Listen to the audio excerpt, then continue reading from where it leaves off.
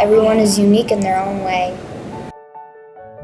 Some kids need to learn differently because everyone is different here. I love learning new things.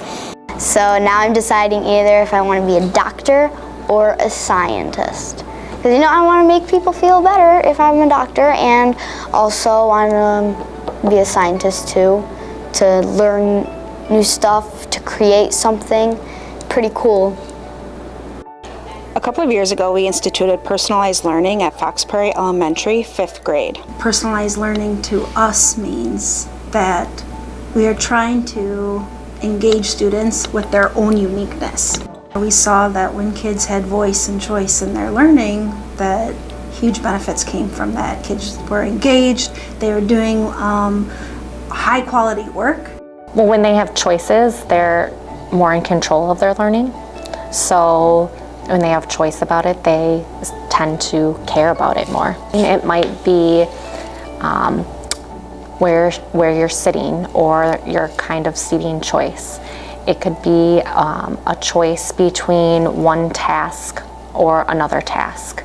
It could be a choice on how you are going to present your information.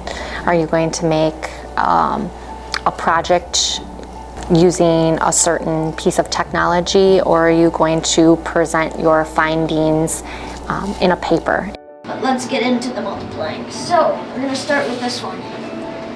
81 times 16.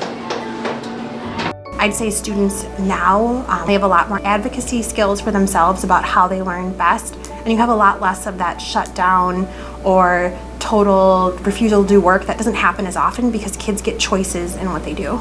We set goals to help us with our learning, and we try to reach those goals by the end of the year. We come up with our own most of the time, but the teachers will help you every once in a while if you really need it. But they're your goals, so you get to come up with them. It's important that we have students set goals in math, reading, and behavior. We have them set these goals so they can take ownership in their learning. They see what skills they need to work on, and then they can know what steps they need to take in order to reach those goals.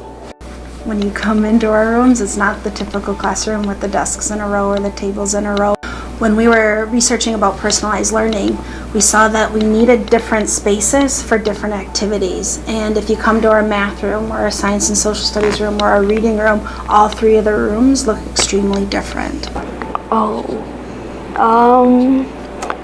I like them all, but I like science the most because of all the fun experiments. A lot of it's that backwards planning, is thinking, okay, what standard do students need to address in 5th grade in this lesson? And then looking at, okay, so they have to learn this, but how can I make sure that they're learning it in a way that engages them and works the best for how their brain learns? And so for us, it was a lot of thinking hard about offering enough opportunities for students. And sometimes it's they're picking their own learning path, where other times it's we're all learning this topic, but how do you get to have voice and choice in that lesson? So that's kind of a fun thing to see, that they're starting to realize that we all are different and what our bodies need to stay focused.